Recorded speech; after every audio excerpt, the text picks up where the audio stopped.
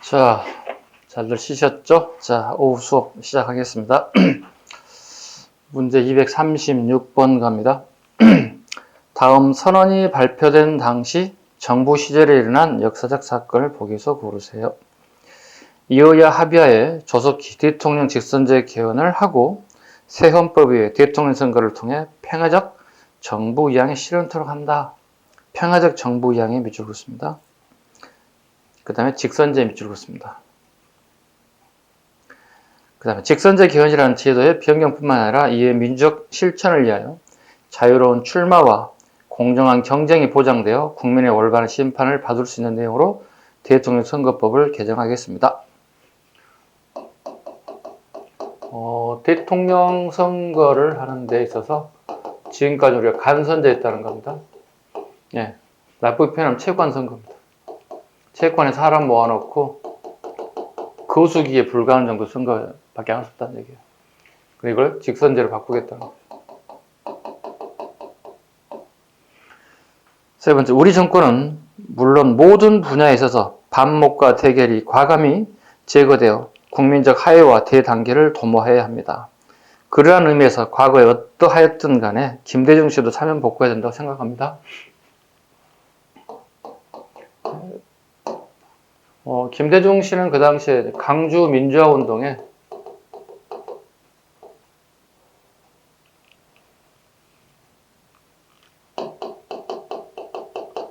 민주화 운동과 관련 투옥이 된 상태입니다. 그리고 사형 선고를 받았습니다. 누구에게? 전두환 정권에게.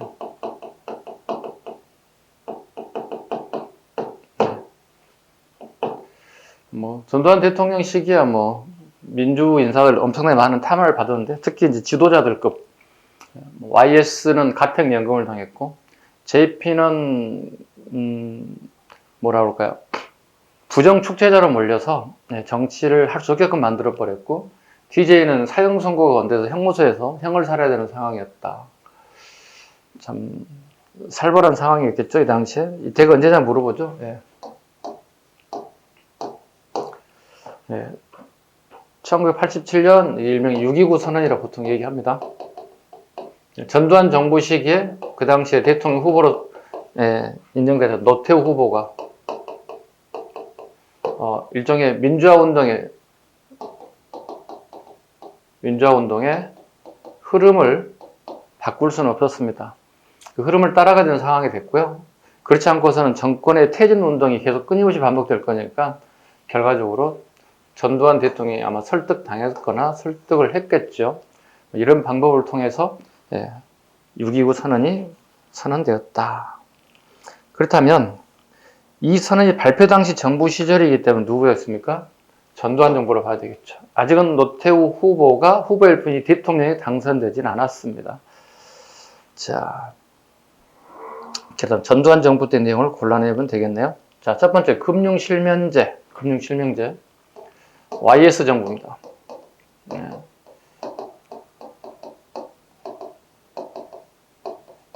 은행에 가가지고 본인 이름으로만이 은행 계좌를 열 수 있습니다. 절대로 타인으로 이름을 낼 수가 없습니다. 금융실명제. 아웅산 묘소 폭파 사건.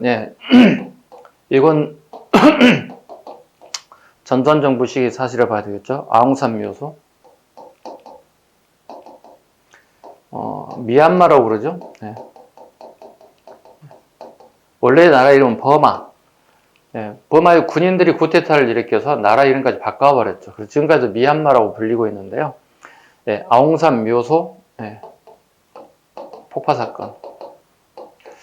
전두환 대통령 내와 그 다음에 각부 장관들, 언론인들 상당수가 여기 일종의 우리나라 치면 국립묘지 정도 해당되는 것인데 일종의 참배 또는 예배를 나라와 나라가 A를 같이 해야 되는 이런 형태가 있었죠. 이때는 참석을 하게 되는데 이게 1983년 10월 사건입니다.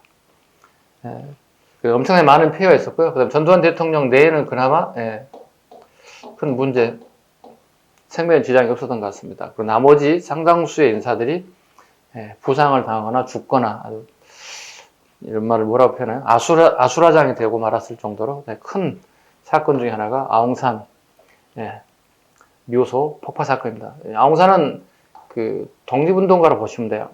유럽 여러 나라들의 그 식민 정책에서 독립을 쟁취했던 인사로 보시면 돼요. 오늘날에 이제 미얀마 사태가 되게 심각해졌는데요.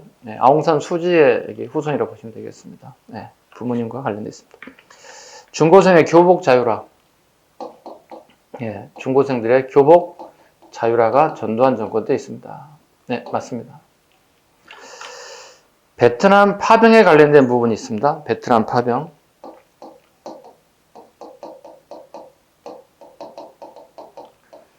1964년에 이제 우리가 뭐 태권도 사범부터 출발하죠. 태권도 사범 출발하고 본격적으로 65년부터는 이제 미국의 요청이 있습니다. 미국의 요청에서 이제 우리가 처음으로 전투부대가 들어갑니다. 우리 군 제대하신 분들, 뭐 맹호부대 근무하신 분들 계실 거고, 그 다음에 백마부대에 근무하신 분들 계실 겁니다. 전투 사단들이 드디어 베트남에 파견되기 시작했다. 베트남 파병입니다. 64년부터 73년까지 되게 오랜 기간 동안, 한 10년 넘는 이 기간 동안 우리 전투 사단들이 전투에 참여하게 됐다. 이건 미국의 요청입니다. 유엔 요청한 거 아니라는 거 기억하시기 바랍니다. 유엔 요청이 아닙니다. 미군 요청에 의해서 우리가 갖게 되었고요. 그래서 우리 국회에서 처음 인준 받으려고 할 때 전까지는 전투부대가 아니라 원래 국가에서는 아마 그 의병 출신으로 가려고 했던 것 같아요. 그러니까 지원받는 거죠. 일반 백성 중에서 이제 일반 민중에서 시민들 중에서 지원받는 식으로 했던 것 같아요. 계획 플랜을 짤 때 이렇게 갔던 것 같아요. 근데 국회 정작 보고 받을 때는 의병이 아니라 전투부대로 싹 바뀌었습니다. 여러 가지 문제가 발생될 수 있습니다. 의병이 나가서 싸웠을 경우에 사망했을 경우에 이분들에 대한 예우를 어떻게 할 것인가에 대한 부분이 되게 심각해지는 겁니다. 군인들이야 뭐 군인 일법에 따르면 되겠지만 이런 법 규정을 다 개정해야 되기 때문에 시간적인 부분 여러 가지 또 언론에 여러 가지 뭐 비난의 화살이 그대로 올 것 같아서 그대로 맹호부대와 백마부대가 파견되었다. 엄청난 피해가 왔습니다. 피해가 왔지만 우리나라에서는 아마 경제적인 어떤 이익점, 경제적 이익들 때문에 우리가 참여가 됐고 또 실제로 많은 이익을 누리게 됐다. 옆에 나라가 전쟁이 나면 불안한 부분도 없지 않아 있지만 또 어떻게 보면 경제적 이익을 취득하기도 해요. 우리나라가 이제 미국과의 어떤 조약 부분이 있죠. 베트남 파병되게 되면서 브라운 각서라는 게 있죠. 미국 대사죠, 우리나라. 브라운 각서가 있는데요. 여기 이제 경제적인 것이 또 많이 들어가 있어요. 어떤 군사 무기는 우리가 만들 수는 없지만 그 부수적으로 사용되는 그 상당수가 여기에 전쟁 물자에 필요합니다. 이런 부분들을 우리가 생산하고 이걸 우리가 수출하는 어떤 이런 옵션들이 좀 들어가 있고요. 그 다음에 이제 우리가 6.25 전쟁 때 되게 힘들었던 기억들을 많이 가지고 있는데요. 우리가 그 베트남전 이후에 처음으로 무기에 관련된 부분이 좀 언급이 되기 시작합니다. 우리가 기존에 우리가 무기가 칼빈 소총이라든가 M1 소총 아주 옛날 구식 무기를 가지고 있거든요. 근데 처음으로 그 당시로 보면 최신식이겠죠. 최신식이라고 할 수 있는 M16 소총 같은 것들이 브라운 각서를 통해서 이후에 우리나라에 이러한 무기 종류들, 즉 미군이 쓰는 무기 종류들이 우리나라에 수입되기 시작했다. 선생님 군대 시절에 이걸 썼습니다. M16 소총을 썼습니다. 아마 지금 어쩐지 모르겠어요. 지금은 여러분들 현역 다녀오신 분들은 K1, 뭐 K2 소총 정도로 쓴 걸로 알고 있는데요. 이게 이제 개량 발전된 거라 보시면 돼요. 그래서 60년대, 70년대 이후죠. 그러니까 70년대 이후에 M16 소총들이 우리나라에 현역 군인들이 수호지하는 총으로 불렸다. 그 다음에 가해와 학원 수강 전면 허용. 허용이 아니라 금지입니다. 그 말장만 쳤는데요. 과외, 그 다음에 학원 수강, 전면 금지. 이게 이제 문제는 과외를 시켰을 경우에 그 당시에 대학생들이 학비를 갖다가 과외를 통해서 많이 충당했거든요. 대학생들이 이렇게 되게 어려움이 빠져졌다 보시면 되겠습니다. 그 다음에 4.13 호원저치. 이 6.29 선언 전에 4월달이죠. 네. 4.13 호원저치가 이루어지죠. 요 뭘까요? 민주화 운동이 벌어지죠. 그죠? 민주화 운동의 핵심 내용은 뭐냐면 대통령 선거를 하는 데 있어서 지금까지는 간선제했다는 거예요. 뭐를 바꿔달라는 얘기죠? 직선제로 바꿔달라는 얘기예요. 두 번째, 임기가 너무 길어요. 7년인데 5년을 해달라는 얘기야. 그 전두환 대통령이 TV 앞에 나와서 TV 연설합니다. 헌법을 준수하겠다. 호헌이라는 헌법을 지키겠다는 얘기. 헌법을 준수한다는 얘기는 뭐야? 내가 개헌을 안 하겠다는 뜻이에요. 국민들의 요구를 수용하지 않겠다 이런 의미를 가지고 있어요. 이게 4.13 호헌저치. 이게 전두환 대통령 시기예요. 그래서 옳은 지문 있죠? 옳은 지문 고르라면 니은, 디귿, 비읍. 답은 2번이 돼야 되겠습니다. 237번 갈까요? 네, 이거 좀 지울게요. 지워도 되겠죠? 네, 지웁니다. 문제 237번. 자, 다음 사실이 발생한 시기 순으로 바르게 나열한 것은 한반도 에너지 개발 기구 캐도라고죠. 네, 캐도가 발족되었다. 1995년 YS 김영삼 정부 때 하는 이유는 북한이 핵 개발을 한다는 거예요. 네, 북한이 핵 개발한답니다. 이게 핵 개발 이게 개발이 됐을 경우에 좀 복잡해질 문제가 있는데요. 즉 이게 이제 왜 핵 개발합니까? 그랬더니 얘네들이 전기를 갖다가 생산할 목적으로 생산한다는 거야. 자기들은 무기가 아니라고 얘기한다는 거예요. 근데 이건 우리나라, 일본, 미국 입장에 봤을 때는 분명히 이건 핵 개발은요, 핵폭탄 만들기 위한 단계죠. 그래서 우리 캐도란 걸 만듭니다. 코리아 에너지 디벨롭먼트 오가제이션. 그러니까 캐도란 걸 만들어서, 자, 니네들이 전기가 필요하다면 우리가 대줄게. 미국, 일본, 그 다음에 우리 대한민국이 대줄게. 이게 캐도예요. 예. 이게 김영삼 대통령 시기입니다. 두 번째, 통일 문제를 협의하겠습니다. 남북 조절위원회를 설치하기로 했다. 남북 조절위원회 1972년입니다. 남북 조절위원회. 미국과 소련, 미소라고 그러죠. 예. 미소의 냉전이 해체되기 시작하죠. 네. 미소 냉전이 해체되기 시작하죠. 즉 콜드워가 해체되기 시작하죠. 우리나라 남쪽과 북한은 그동안 항상 했던 게 뭐냐면 체제 경쟁이었다고. 즉 민주주의 국가가 더 나은 제도인지 사회주의 국가가 더 나은 제도인지 이것만 가지고 여태 싸웠다는 거예요. 네, 이승만, 그 다음에 장면, 전두환, 박정희 대통령이 갑작스럽게 냉전이 지금 해체되기 시작됐다고. 그렇다면 우리가 미국만 믿고 있을 수가 없다는 거야. 앞으로 미군이 철수할 수 있는 가능성이 있다는 거죠.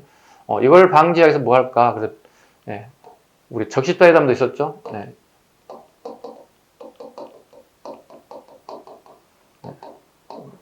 처음 출발점이 비정치적 모임을 먼저 가졌고 그 다음에 정치적 모임을 한 차례씩 옮겨가는 것들입니다.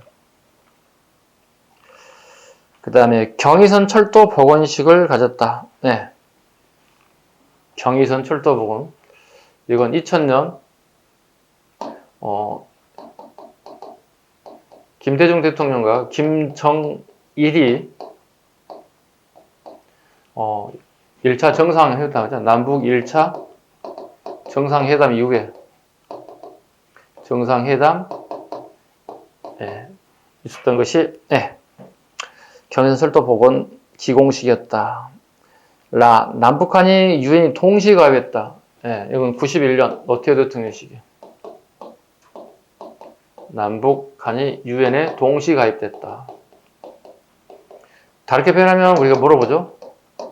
북한이라고 하는 나라를 우리 대한민국이 국가로 인정했다는 의미를 가지고 있어요. 인정의 의미를 가지고 있어요. 인정해야지 뭐 인정 안 하고 뭐 할 거야.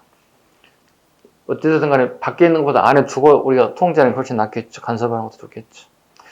분단 이후 최초로 남북한 이산가족 상봉이 실현됐다. 네. 이게 1985년. 되게 잘 나온 문제죠, 이게. 네.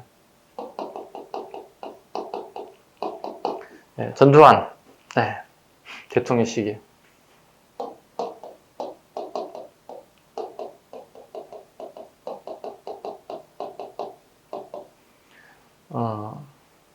그 83년에는 전두환 정부 때 남남 이산가족 상봉을 했죠. 우리가 6.25 전쟁 때 가족이 뿔뿔이 흩어졌죠. 그죠? 뿔뿔이 흩어졌죠. 그래서 KBS 방송국이라는 걸 통해서 6.25 전쟁 때 헤어졌던 가족들을 만나는 행사가 벌어진 게 이쪽이죠. 그러니까 남남과 남북 좀 달라요. 기억 잘 하시기 바랍니다. 남북 이산가족 상봉을 하게 되는 이 전제 조건 배경이 있습니다. 아까 미얀마 기억나시죠? 예. 미얀마 아웅산 묘지 폭파 사건 기억나실 겁니다. 묘지 폭파 사건. 요게 이제 북한의 특수공작원들이, 그죠? 북의 특수공작원들이 일을 저지른 거예요. 특수공작원들이. 요거 하나, 우리가 이제 난리가 났어. 요거 하고 난 다음에 남쪽에서는 뭐 모든 학교 조직에서 전부 다, 김일성 사진이라도 김일성 어떤 뭐라고 그러지 이게? 동상은 아니고 나무 십자가로 해서 이렇게 집을 이렇게 엮어서 여기다 김일성 표지말 붙여가지고 화형식 같은 거 막 한다고. 이때까지 이런 걸 했다고요. 되게 나라와 나라 간에 경직되기 시작하죠. 우리나라와 북한이 경직되죠. 근데 이듬해 우리나라의 서울에 커다란 수해가 와서요. 엄청나게 서울시가 잠기게 되면서 수재민들이 되게 많이 발생하게 됐어요. 이때 북한 애들이 우리한테 수재민들을 위해서 식량을 공급하겠대요. 식량을 좀 주겠대요. 인도적 차원에서. 자, 1년 전에 우리가 큰 이렇게 요구를 받음에도 불구하고 전두환 정부에서 이걸 수용하게 됩니다. 조건이 있죠. 니네 이거 우리가 받아줄 테니까 꼴 보기 싫지만 이거 한번 해줄래? 이게 남북이산가족 상봉이에요. 순서 잡으시면 돼요.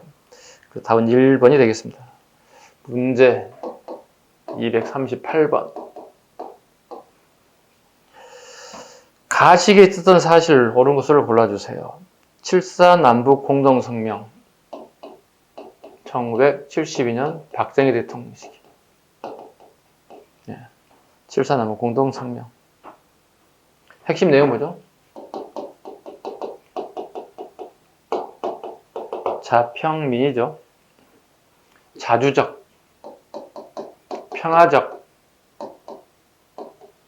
민족 대단결.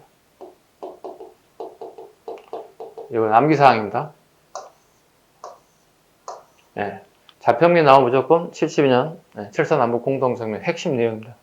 남과 북이 스스로 자주적으로, 평화적으로 민족 대단결을 한 거고, 자주, 평화, 민족 대단결, 좋은 뜻 같은 우리 상당히 좀 양보한 내용들이 들어가 있죠.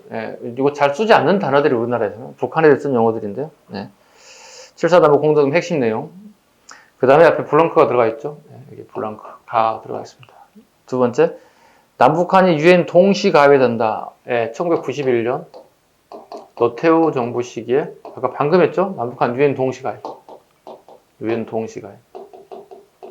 그렇다면 되게 범위가 넓어졌죠. 지금 현재 72년부터 91년까지니까 80년 사건 다 들어가야 된다는 얘기가 되는 거죠. 그죠? 자, 1번 금강산 해로 관광이 시작됐다. 금강산을 가는데 해로다. 즉 해로란 얘기는 배. 강원도 동해에서 강원도 동해시죠. 오늘날에 강원도 동해시에서 처음으로 배를 띄워서 금강산을 가게 되었다. 이건 1998년 김대중 대통령 시기. 그러니까 정상회담 2000년이잖아요. 2000년 정상회담 전에 2000년에 남북 정상회담이 이루어지죠. 이때 금강산 강에 또 이루어지죠. 네, 금강산을 가는 방법을 이제는 육로로 가죠.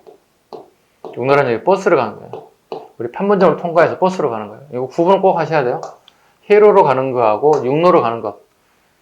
정상회담 전과 후를 잘 구분하셔야 돼요. 시험에 잘 나올 수밖에 없어요. 98년, 그 다음에 2000년 정상회담 이후 이동 수단이 달라졌죠. 그 다음에 6.15 남북 공동선언이 발표됐다. 이게 2000년 6.15 남북 공동선언이죠. 그 다음에 최초로 이산가족 상봉을 위한 남북 적시자회담. 남북 적시자회담 3번 지문인가요?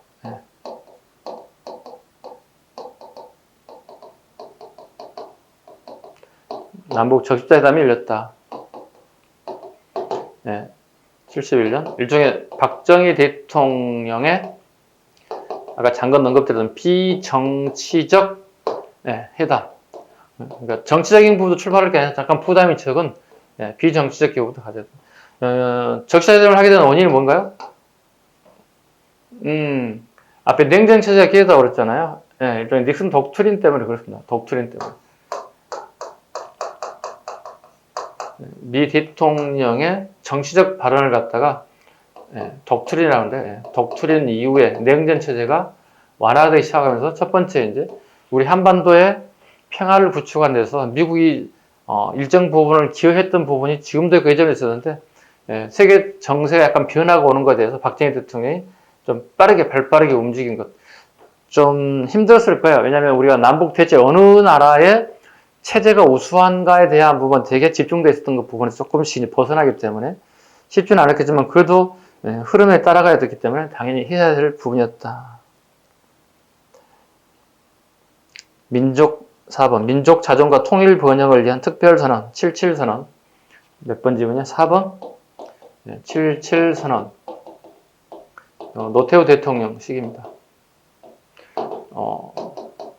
상대는 우리의 적이 아니라고 얘기합니다. 상대는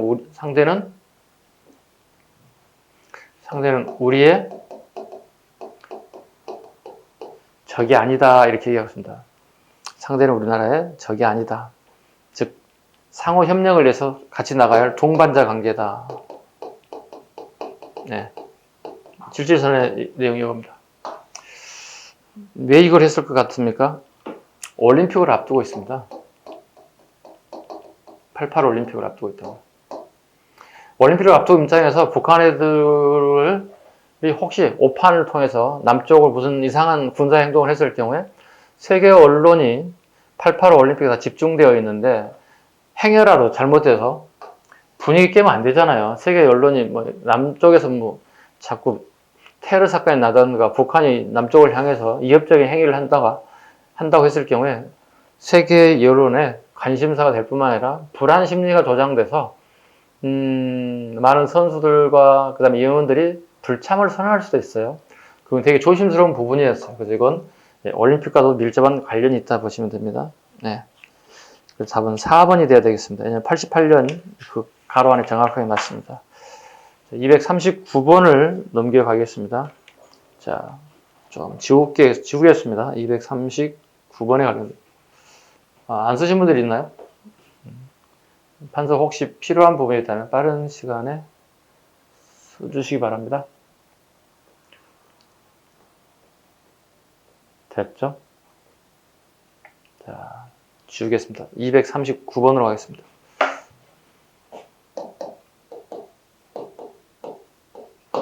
(239번에) 경제발전과 사회. 여러분 통일 문제가 되게 어렵다고 많이 얘기하거든요. 통일 문제는 딱 3개 가지고 이렇게 돌려서 맞게 하는 것 같아요. 72년 박정희 정부 시기, 91년 노태우 정부 시기, 2000년 김대중 정부 시기 딱 3개를 가지고 축을 잡으세요. 공부를 하실 때 그 3개만 이렇게 완벽하게 잡으시면 옆에 것들은 곁다리예요. 아셨죠? 자, 72년 박정희 정부, 91년 노태우 정부, 2000년 김대중 정부. 세 가지만 딱 잡으세요. 그리고 사이에 끼워 넣기만 하면 돼요. 자, 239번 풀어볼까요? 경제 사회 파트입니다. 자, 다음 법령이 반포되었을 때 당시 경제적 상황을 가장 옳은 것을 고르세요. 본 법에서 기속재산이라 하면 대한민국 정부 이양된 일체의 재산을 지칭한다. 단 농경지는 따로 농지개혁법에 의하여 처리된다. 농지개혁법 밑줄 그었습니다. 농지개혁법. 일단 49년입니다. 그 다음에 기속재산, 이건 49년 12월입니다. 네. 49년 12월. 기속재산은 법무부가 법의 규정에 의해서 발하는 명령이 정하는 바에 의하여 국영 또는 공유재산, 국영 또는 국영기업조 지정되는 것을 제외하고는 대한민국 국민 또는 법인에게 매각됩니다. 기속재산 처리법 1949년 12월입니다.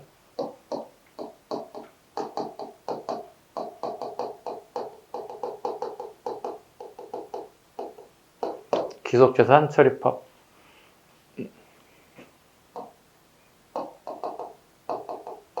네, 적산이라고 하죠. 적의 재산. 일본인들이 소유했던 재산입니다. 네, 해방 전까지 일본인들이 소유했던 재산들을 의미합니다. 이걸 우리가 어떻게 처리할 것인가 그 법으로 만들어야 되겠죠. 누구나 다 찢어갖기 하면 안 되겠죠. 또 힘센 살이 먼저 가져가면 안 되겠죠. 일정한 법규가 있어야 되겠죠. 야, 이게 반포 당시 경제 상황으로 가장 옳은 것. 예. 일단 기본적으로 이승만 정권입니다. 그죠? 기본적으로 이승만 정권입니다.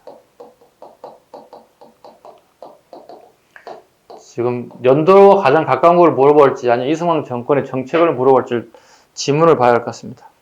300사업 이승만 정권이죠. 네. 1950년대 중반. 네. 미국의 잉여 생산물이 증가되죠. 네. 이걸 우리가 지원을 받는 것들입니다. 300사업. 밀가루, 설탕, 면, 세 가지 하얀 것들을 의미하는데요. 이걸 받게 되었다. 300사업. 이승만 정권 일단요. 금융실명제, 김영삼 대통령, 김영삼 1993년 내어졌죠. 수출억 10억 달러, 박정희 정권. 단독 문제로 나올 수 있어요. 박정희 정권에 관련된 부분. 처음으로 우리나라 수출이 100억 달러를 달성했대요. 네, 1977년 100억 달러를 달성했다고 뭐 대한민국 모든 시가지에 프랭카드 붙이고 뭐 그다음에 아치형 탑을 되게 많이 만들었던 것 같아요. 그 당시에 아치형 탑 되게 많이 이렇게 전국의 모든 시군단에 엄청나게 많이 부착됐던 것 같습니다. 선생님 기억에도 어렸을 때 기억인데. 그 다음에 OECD 회원국으로 가입하였다. OECD. 김영삼 대통령. OECD 가입. 김영삼 대통령에 대한 얘기. 답은 시대가 가장 가까운 게 아니라 정부를 물어봤기 때문에 이승만 정부가 답이 돼야 되겠죠. 답은 1번이 되겠습니다. 문제 240번. 다음 그래프에서 표시된 시기에 일어난 사회현상을 옳지 않는 것. 이 작년 국가직 문제예요. 그죠? 작년 국가직 문제인데 난이도가 되게 높았죠. 사람들이 이제 그래프, 이 도표가 나오면 되게 일단 쫄아 사람들이. 쫄지 마세요. 왜냐면 도표가 나오게 되면 훨씬 더 문제를 풀기 쉬워집니다. 뭘 보냐. 그래프의 내용의 시기를 항상 보세요. 연도를 꼭 보시라고요. 그럼 그래프 내용은 몰라도 돼요. 그럼 연도가 어느 시기에 대한 내용인지 우리가 인지하면 된다고요. 자, 그래프에 표시된 시기에 대한 현상은 옳지 않은 겁니다. 자, 시기가 1945년 8월입니다. 그 다음에 끝부분 보세요. 46년 1월입니다. 그럼 뭐야 이거? 기본적으로 이승만 정권 재임 초기예요. 재임 초기가 아니군요. 잘못 적었어요. 이승만 정권이 아니죠. 45년 8월이면 미군정식입니다. 쏘리. 머릿속에는 미군정식인데 입으로 나오는 건 이승만 정권이에요. 달라졌어. 머리의 내용과 선생님 위에 나오는 게 오늘 계속 그러는 것 같은데, 몇 번 그러는 것 같은데, 하다 보면 그럴 수 있어요. 일치하지 않은 경우가 있어요. 가끔 저도 깜짝깜짝 놀래. 내가 제정신이 아니구나. 밥 먹었더니 졸리는 것도 아닌데, 가끔 애교를 봐주시기 바랍니다. 자, 그렇게 보면 미 군정기가 뭐예요? 우리 이제 해방기라고 봐야 되겠죠? 해방, 이제 막 맞았던 해방 시기. 되게 어려웠던 시기죠, 우리나라에. 해방 막 됐던 시기니까. 정부 수립도 안 된 시기, 미 군정에서 통치됐던 시기다 보시면 되겠습니다. 자, 이 현상 옳지 않은 것. 해외로부터 기한이 급증한 식량이 부족했다. 네. 우리가 해방이 됐기 때문에 중국에서 있었던 사람들이 많이 들어오죠. 해외에서 많이 우리나라에 국내에 진입하게 됐다. 그렇다면 뭐가 된 거죠? 인구가 증가하게 됩니다. 인구가 증가한다는 얘기는 우리가 아직 지금이야 인구가 증가 안 돼서 난리가 아니죠. 어린아이 출산율이 떨어져서 난리가 아닌데 인구가 증가됐다는 얘기는 우리가 먹고 살 수 있는 게 더 조금씩 부족해졌다. 생필품이 부족한 사태가 이루어졌다. 두 번째, 38도선 분할 점령 이후 식료품 부분의 생산이 크게 위축되었다. 인구가 증가됐으니까요. 미 군정이 재정 적자를 메우기 화폐를 과도하게 발행하겠다. 예, 미 군정이 화폐를 과도하게 발행하죠. 예. 화폐를 과도하게 발행하기도 하였습니다. 예. 우리 어제 경찰 시험을 봤는데, 그 지문에 마지막 20번 문제, 화폐 발행에 대한 얘기도 한번 우리 시험에 한번 나왔던 것 같아요. 예, 그래서 선생님 카페에 해설까지 올려놓았는데요. 예, 시간 되시면서 보시기 바랍니다. 그 다음에 4번점이죠. 미국 수집제를 폐지, 토지개혁 실시를 주장하는 대규모 시위가 일어났습니다. 예, 1946년 10월, 일명 이걸 대구 사건이라고 합니다. 1946년 10월 대구 사건 이렇게 얘기합니다. 아까 얘기했다시피 재정 적자를 메우기 위해서 화폐를 과도하게 발행했다고 그랬잖아요. 화폐가 과도하게 발행되면 화폐량이 늘어난다는 얘기는 그만큼 뭐라 그럴까요? 돈의 가치가 떨어지는 거예요. 돈의 가치가 떨어지는 거예요. 돈의 가치가 떨어진다는 얘기는 물가가 올라간다는 얘기는 인플레이션이 발생한다는 얘기예요. 인플레이션이 발생합니다. 돈의 가치가 떨어졌다. 인플레이션. 물건 하나 사는데 평상시 1,000원으로 사던 것들이 5,000원, 만원에도 5,000원에서 만원 정도까지 올라간다는 얘기. 돈의 가치가 뚝 떨어졌다는 얘기. 이걸 인플레이션 현상이라고 그러는데 이와 같은 현상이 발생되더라. 이건 1946년 10월이에요. 네. 1946년 10월이기 때문에 지금 46년 1월이잖아요. 이 부분하고 약간 차이가 있어요. 그래서 우리 일반 교재에서 거의 다루지 않는 부분이에요. 이 미 군정기는 선생님도 미 군정기하고 그다음에 우리 경제 파트, 통일 부분 특강도 되게 많이 하고 자료도 많이 배포하는데 제 특강 자료도 이걸 잘 쓰지 않는 부분인데 미 군정기는 우리 기껏해야 미 군정기 시험에 나온다는 건 신항공사밖에 없었거든요. 이거 거의 대부분 작년에 특이하게도 지금 현재 10월 폭동 사건을 갖다가 우리 시험에 한번 출제하고 말았습니다. 되게 시험 봤던 친구들 되게 어렵다고 생각을 했지만 그래프상에 답이 나와 있어서 답은 맞출 수는 있었다 이렇게 하는 경우가 있었습니다. 자, 이어서 문제 241번. 자, 50년대 시대적 상황에 대한 설명을 가장 적절하지 않는 것. 자유당은 국가보안법의 개정안에 반대하기 위하여 반공투쟁위원회를 구성했다. 반대하는 것 지문이 틀렸죠. 자유당에서 국가보안법을 만드는 겁니다. 야당에서 반대하는 거예요. 적절하지 않은 것 답은 1번이 되겠습니다. 되게 쉬운데요, 이거? 대통령의 명예를 훼손한 자는 10년 이하의 징역에 처한다는 내용을 담은 국가보안법 개정안이 국회에서 통과됐습니다. 네. 국회 개정 통과됐습니다. 이승만 정부 때입니다. 이승만 대통령 욕하면 안 됩니다. 지금 우리나라 어떻게 되게 좋아졌죠. 막 대통령 엄청나게 욕을 해도 뭐 특별하게 명예훼손죄로 이렇게 체포되거나 구속되거나 이런 경우는 없습니다.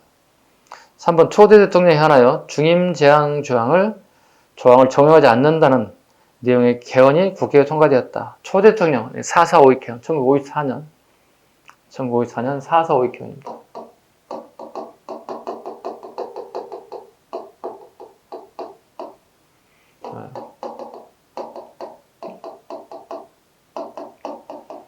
장기 집권하겠다는 플랜을 짜는 게 445의 견입니다. 숫자가 한 명 부족함에도 불구하고 이상한 수학 계산법에 따라서 그 법을 통과시켜버리는 법을 우리는 445의 견이다. 4번 자유당은 대통령 선거를 간선제에서 직선제로, 국회를 단원제에서 양원제로 하는 발췌견을 했다. 이게 발췌견입니다. 발췌란 말은 필요한 부분, 대통령 직선제와 의원 내각제 필요한 부분들 꼭 필요한 부분만 뽑아다가 발췌해서 개헌을 하게 됐다. 일종의 핀셋 개각이라고 보통 얘기하는데요. 이런 식으로 개각을 하겠다는 뜻이에요. 핵심 내용이 뭔가요? 국회를 단원제에서 양원제로 하겠다. 되게 좀 모순점이 있는 게요. 양원제의 장점이 뭐냐면 법적 안정성이에요. 어떤 법을 하나 만들었을 경우에 함부로 바꾸지 못하게 만드는 것. 또 하나의 법을 만들다도 되게 심각하게 고민하고 연구하고 토론하고 이게 이제 법적 양원제라는 상원 하원 얘기하는 거거든. 상원 하원식으로 이런 식으로 바꾼 거거든요. 하원의 법이 통과됐고 상원이 통과되지 않으면 이건 법이 통과되지 않는 것들이거든요. 이런 법을 만들겠다는 거거든요. 국회를 단원제 양원제로 하는 발제 개헌을 제출하여 통과시켰다. 또 반대로 이승만 대통령이 이제 대통령의 간선제로는 이제 당선이 불가능해 됐어요. 독립운동에 참여했던 사람들이 재헌 국회는 선출되지 않았지만 이제는 출마하게 됐다고요. 이승만 대통령의 어떤 정책에 대해서 반발을 한 사람도 있다고요. 간선제에서 이렇게 직선제로 다시 이렇게 바뀌게 되었다. 가장 기본이에요, 우리가. 그죠? 순서도 이렇게 하세요. 발사합니다. 이렇게. 발사. 준비하시고, 총쏠 준비하시고, 발사하세요. 발췌개헌, 445의 개헌. 일단 순서 잡으시고, 내용도 잡으시고. 답은 1번이 되겠습니다. 242번.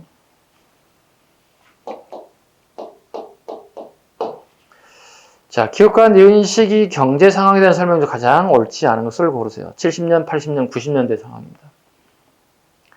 옳지 않은 것, 기업번 가겠습니다.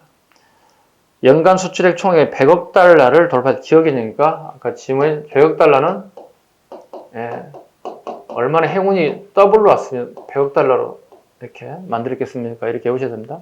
선생님 그렇게 외웁니다. 선생님이라고 무슨 다 기억을 못해요. 100억 달러 수출한 건 되게 행운이에요. 럭키 세븐이 더블로 왔습니다. 두 번째, 우리나라 경제 발전의 상징인 경부고속도로. 1970년에 이루어진 게 다 박정희 대통령 시기에 시험에 잘 나오는 게 세 가지가 있어요. 첫 번째, 경부고속도로. 좀 빠르다고 생각했지만 서울과 부산에 경부고속도로에서 물동량을 충분히 확보할 수 있었다. 부산까지 이동하는데. 그 다음에 우리 새마을운동. 시골에 마을에 도로의 폭을 넓히고 그 다음에 보통 우리가 초가집이었잖아요. 초가집을 전부 다 걷어내고 슬레이트가 다 바뀌기 시작해요. 도로 포장이 되고 매일 청소하고 의식 구조가 바뀌게 되고 좀 아쉬운 점은 슬레이트가 이 발암 물질이 나타나는 사실 우리가 한 20년 됐나요? 그 사실을 알게 됐나요? 그 당시는 우리가 어떤 그 유해 물질에도 공부가 또는 지식이 부족한 상태에서 그러냐고 다 바꿨지만 지금은 가장 안 좋은 부분 중에 하나 슬레이트로 다 바꿨다는 거 초가집을. 슬레이트 성분에 이제 발암 물질이 있었다는 문제는 우리 한번 좀 짚고 넘어가야 할 부분이다. 그 다음에 이제 또 잘 나온 분이 전태일 사건입니다. 전태일 분신 사건. 미싱사로 일했던 이 친구가 너무 장기간 노동에 대통령의 편지 글까지 보내죠. 대통령의 편지를 보내고 실천되지 않자 몸에 기름을 붓고 불을 덮여서 죽어가는 과정들. 우리 70년대 경제 발전 단계에서 나타났던 모순점들이라고 할까요? 경제 발전에서 나타나는 모순점들이 드러난 대표적인 사건이 전태일 분신 사건. 즉 많은 사람들이 정치에 다 함몰되어 있을 때, 그죠?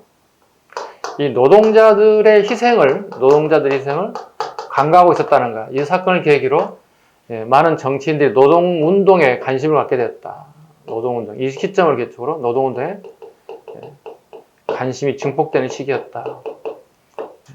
지금 우리 노동운동이 너무 너무 과할 정도로 많지 않나요? 선생님 생각인가요? 글쎄요. 노동자 보호는 받아야 되지만, 노동자를 보호는 받았지만, 모든 게 다 공정해야 될 것 같아요. 뭐 집행, 그 다음에 기업, 그 다음에 노동자, 전부 다 상부상조를 해주길 바라는 마음이죠, 항상. 그 다음에 3번, 2차 석유파동이 시작되었습니다. 2차 석유파동. 보통 1차 오일 쇼크, 그 다음에 2차 오일 쇼크 이렇게 하거든요. 오펙, 석유 산업국들 단체가 만든 게 오펙입니다. 석유 산업국들. 주로 중동 국가들이 주로 이렇게 많이 여기 가입되어 있는데요.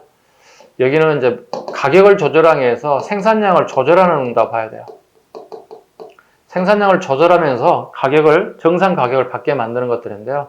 1차 오일 쇼크 때 생산량을 줄였다고, 1차 때. 1차 때 생산량을 줄였더니 어떻게 해요? 기름값이 상승하게 됐다고. 그 결과 유럽 국가들, 즉 산업국가, 산업화가 먼저 이루어진 산업국, 유럽을 포함한 산업국가들이 엄청난 피해가 왔다는 거예요. 왜냐면 공장에 모든 게 다 기름이 필요한 거고, 그 다음에 다 뒷집마다 자동차를 다 굴리고 있었다는 거예요. 그럼 유럽 국가들이 피해를 본 사이에 기름을 조금 생산하고 난 다음에 오펙 국가들이 부자 국가가 됐다는 거예요. 부자가 되면 항상 생각하는 게 뭐죠? 좋은 집, 좋은 차, 좋은 시설, 문화적인 시설이 되게 필요하거든. 근데 중동 국가는 열대 국가다 보니까 이게 쉽지가 않아요. 건설한다는 게. 좋은 차가 있어도 어떡해. 좋은 집을 지어도 못해. 상하수도 시설이 안 되는 거야. 열사의 나라에 물이 부족하고. 이걸 우리 건설 노동자들이, 대한민국의 건설 노동자들이 그 열대 땅에 가서 이 일을 해주고 달러를 수입해왔다는 거야. 들여왔다는 거야. 엄청난 희생이 있었습니다. 2차 오일 쇼크 똑같은 상황이 발생됐는데 유럽 국가들은 1차에 한번 경험을 했기 때문에 공장에 쓸 비축료를 이미 비축해놨어요. 그 다음에 우리 보통 자동차 10부제 같은 거 기억하시죠? 차량 뒷끝번호가 같은 날이면 오늘 운행하지 마세요 하는 것들. 나름대로 기름을 절약하는 이런 세부 전략 이미 계획이 세웠었던 거예요. 똑같은 일을 했지만 2차 때는 유럽 국가들이 대책을 세웠기 때문에 큰 피해를 나타나지 않았어요. 대신에 우리 기업들이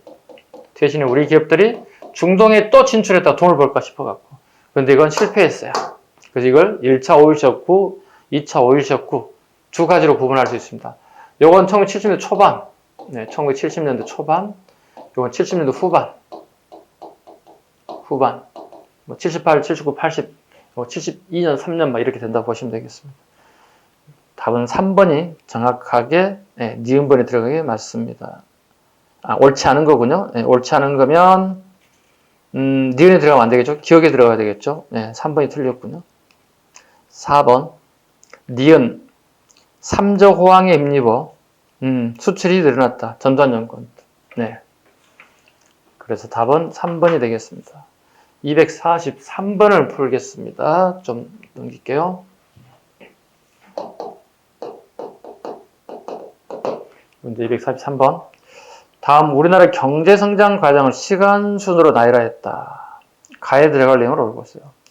수출액 100억 달러. 행운이 더블로 왔다. 행운이 더블로 왔어. 럭키 세븐이 100억 달러. 이어졌죠? 100억 달러 되는 얘기. 아우 너무 이뻤어. 100억 달러를 수출했다. 그때 당시는 엄청나게 센세이션 했죠. 왜냐하면 개발도상국가, 그러니까 후진국에서 개발도상국으로 이렇게 이제 1단계에서 3단계, 1단계, 2단계 넘어가는 과정이란 말이에요. 우리가 지금이야 뭐 선진국 대회를 들어섰죠. 우리 국민소득 3만 달러가 넘어섰는데요. 세계 경제 대국 10위 안에 들어가 있던 나라죠. 대단한 나라입니다, 우리나라. 제2차 석유파동으로 경제가 침체됐다. 1978년이라고 하고 79년에도 상관이 없습니다. 석유파동. 이 시기 비슷하다 보시면 돼요. 그 다음에 가가 이제 블렁크가 되어 있군요. 블렁크. 요 사이에 뭐가 들어갈 것인가. 경제개발협력개발기구에 가입하였다. OECD. OECD 가입. 김영삼 정부. 예, 우리가 좀 그 당시에 무리라고 생각했던 것들인데 가입됐죠. 우리는 79년부터 와이스 정부 때까지 빈 공간이 되게 많죠. 전두환, 노태우 대통령 시기가 여기에 다 들어갔다 봐야 되겠죠. 그죠? 네. 그 군사정권 했던 사람들이 또 할 일이 또 많은 것 같아요. 또 되게 시험에 잘 나와요. 그죠? 네, 문민정부, 김영삼 대통령도 업적이 좀 있긴 합니다만 IMF 빼고 다 괜찮고요. 그 뒤에 대통령들이 업적이 많이 나오질 않습니다. 의외로 또. 그러니까 우리 가끔 제가 이런 시간에 조선시대 구테타 통해서 권력을 잡은 태종 이방원, 수양대군 세조 되게 이미지가 안 좋은데 정책이 많아서 우리 공부 양이 많아서 힘들어하는데요. 그러던 것 같아요. 한번 보겠습니다. 자, 전두환과 노태우 정부 시기의 업적 고르면 되겠습니다. 자, 1번 제3차 경제개발 5개년 계획이 실시되었다. 네. 3차 계획은 1972년.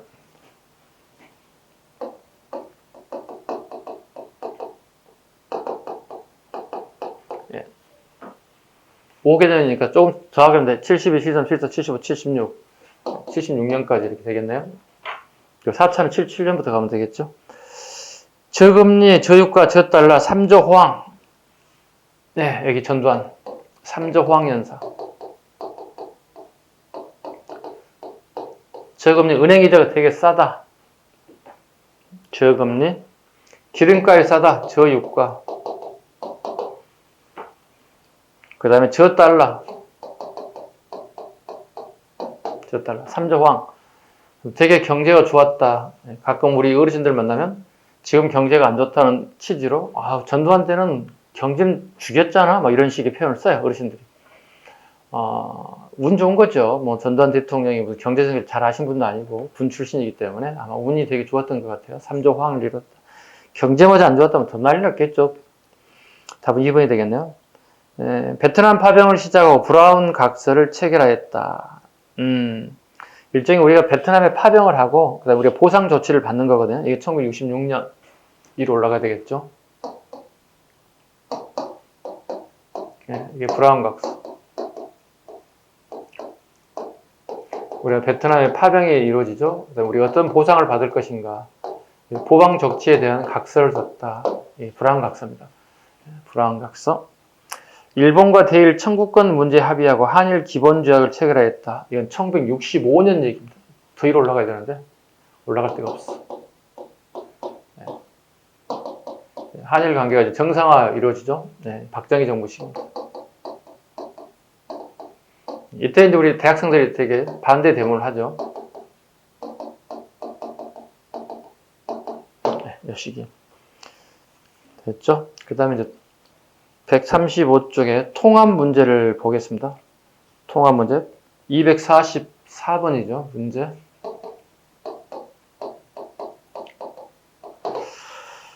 자, 유네스코에 대한 얘기네요. 좀 어이없는 문제인데 이걸 틀린 사람이 있어요. 상식인데 틀렸어요. 세계유산으로 등재된 것이 아닌 것은 종묘, 왕과 왕비들 입회를 모시는 공간, 제사 지내는 공간이죠. 보통 우리가 이렇게 하지 않나요? 자묘우사. 예. 경복궁을 중심으로 좌측에 종묘, 우측에 사직당. 이거 자묘우사라고 중국의 제도를 꼭까지 들여왔죠. 그 다음 경기도 화성 당연히 유네스코에 등록되어 있습니다. 한양 도성 복원하기 어렵습니다. 민가가 너무 많이 들어와서요. 이걸 다시 해결할 방법이 없습니다. 한양 도성은 복원 자체도 어렵고 유네스코와는 등록될 수도 없습니다. 남한산성 되게 오래됐고요. 우리 인조가 한 50일 동안 항전했다가 결국 항복했던 것이기도 합니다. 병자호론의 역사적 유적지이기도 합니다. 남한산성.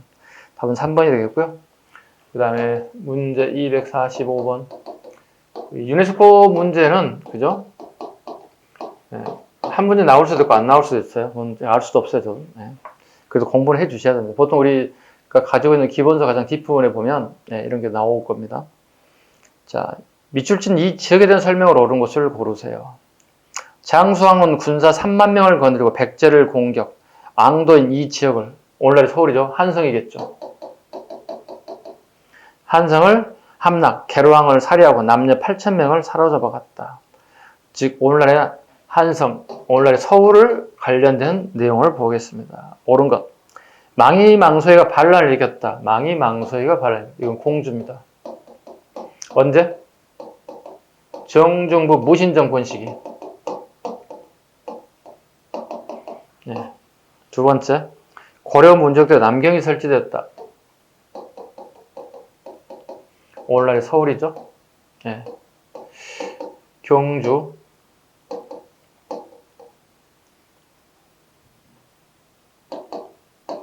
그동안에 경주가 동경으로서 삼경의 이치를 차지하고 있었죠. 고려는 삼경제도니까 바뀌었습니다. 더 중요성을 여기에 심고 있다. 그죠? 네. 그 다음에 포주국사 진주 수선사 결사를 했다. 수선사 결사, 오늘날의 순천입니다. 송광사가 있는 것이죠. 진울에 대한 얘기. 네 번째, 고려 태조가 북진정제 기지로 삼았다. 평양이죠. 네. 평양을 북진 기지로 삼았죠. 네. 북진 정치 기지로 삼았습니다. 답은 2번이 되겠습니다. 문제 247번. 의병에 대한 설명을 옳지 않는 것. 을사조약이 체결돼 신돌석 등 평미의병장이 활동하였다. 네. 을사능약 때 처음으로 이제 평미의병장이 등장하는 거예요. 되게 한동안 많이 나왔죠.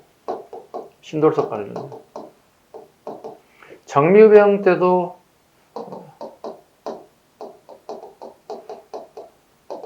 의병장이 등장하죠. 홍범도 구분하실 것? 신돌석과 정분 의병장, 같은 의병장 시대가 좀 달라요. 군대 해산 이후 13도 최항구군이 결성돼 서울 진공 작전을 개시하였다. 네. 누구에서? 이인영, 허이의에서 경기도 양주에서 13도 최항구군이 만들어지죠. 그리고 실제로 서울로 출발하죠. 실패했습니다. 일본군에게. 3번 병자호란때 정봉수, 이립 등의 의병을 일으켜 후금에게 타격을 줬습니다. 꼭 기억하세요. 정묘호란 때 의병이 등장합니다. 우리 책에. 두 사람이 등장합니다. 정봉수, 이립. 그 뒤에서 병자호란 때는 의병이 존재하지 않습니다. 정묘호란은 후금이 들어온 거고 공격을.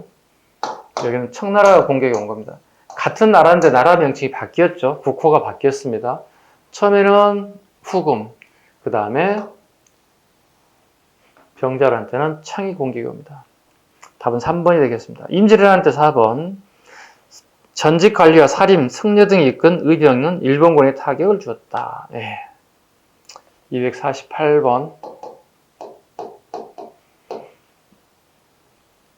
가 왕때 대해 볼 수 없던 조형물은 뭔가요? 대리석으로 만든 십층석탑으로 원래는 경천사에 세웠다. 그럼 경천사 십층석탑이겠네요? 볼 필요도 없는데요? 개성이 있었습니다. 이후 원위치에서 불법 반출돼 일본으로 건너갔다가 반환되는 우여곡절을 겪기도 하였다. 이 석탑 표면에 새겨진 명문에 이 왕 때에 건립된 것으로 알려지고 있습니다. 이건 고려 충무광 때입니다. 원간석기인 충무광 때 세워졌습니다. 그런데 일제강점기 시기에 일본으로 밀반입됐다가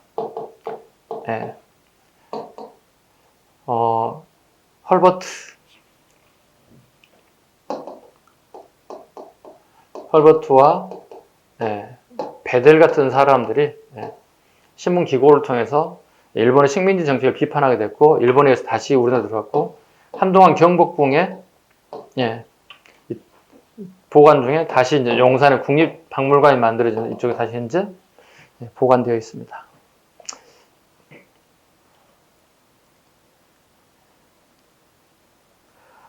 이 왕대 볼 수 없던 건 뭐냐고 물어보네요.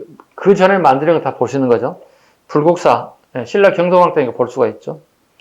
원각사는 조선 세조입니다. 네, 답은 2번이 되겠네요. 똑같은 모습이지만 시대가 다르죠. 답은 2번. 법천사, 지강국사, 현모탑.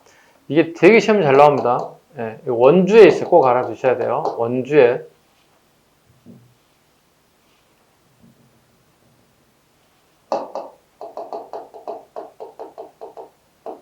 원주 지강국사,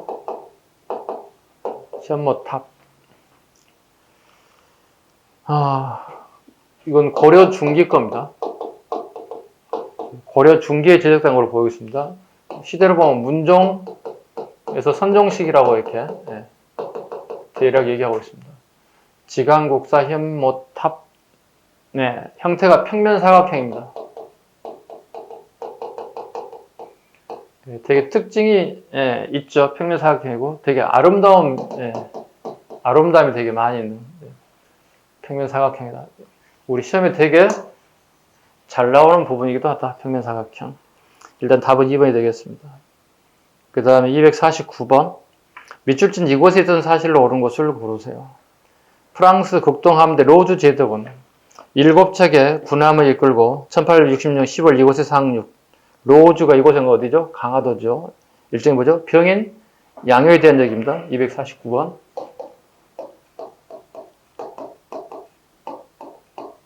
병인 양요. 로즈, 사람 이름 가지고 알아요. 로주 제독. 신미양요는 로저스입니다. 요 하나만 가지고도 병인 양요인지 신미양요인지 우리가 눈치챌 수 있어야 돼요. 상명 온갖 만행을 저질렀다. 프랑스군은 이후 철군하면서 이곳에 있는 예규장과 극의 보물 등을 약탈해 갔다. 병인 양요. 강화도입니다. 1번. 이성계가 해군에 개경으로 징계했다. 이하도. 압록강 중녀 이하도. 김종서가 여진을 몰아 육진을 개척했다. 두만강. 최은덕은요. 압록강입니다. 이건 사군 압록강. 구분하셔야 된다. 재작년 기출입니다. 김종서, 육진, 김종서, 두만강. 이 정도는 알아야 돼요. 공무원 시험 준비하시는 분들이. 그래서 지금 해가 바뀌었음에도 불구하고 또다시 나왔습니다. 지모드로. 삼별초가 배중선의 지휘 아래 반기를 듣던 장소가 강화도. 여몽연합군이 강화도를 침략하자 삼별초는 진도로 탈출. 배중선. 답은 3번. 묘청이 풍수지리. 이건 평양입니다. 답은 3번이 되겠습니다. 250번 마지막 풀겠습니다. 지방제도에 대한 설명을 옳지 않는 것. 백제는 지방에 22담로를 설치하였다. 맞죠? 누가? 무령왕. 무령왕 시기. 두 번째, 발해는 지방행정구의 5경 15부 62주로 나눴습니다. 선왕 때 이게 완성됐다고 그러죠. 선왕 때 5경 15부 62주. 3번, 고려는 수령이 파견되지 않은 속현이 주인보다 많았습니다.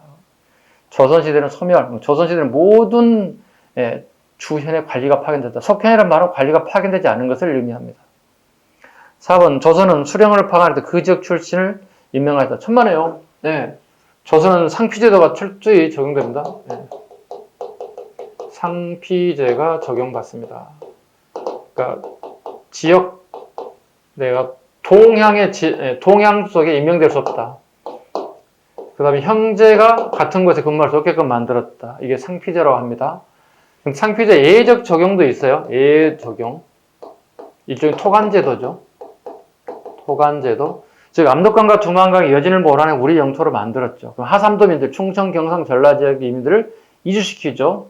이걸 일명 3인 정책이라고 하는데 이때 그 지역의 압록강과 두만강의 가용을 잘하는 사람들 관리를 명했다. 이걸 토간제도라고 해요. 예외적으로 가능하였다. 답은 4번이 되겠습니다. 이렇게 해서 기출문제가 마무리되었고요. 조금 쉬어가도록 하겠습니다. 쉬겠습니다.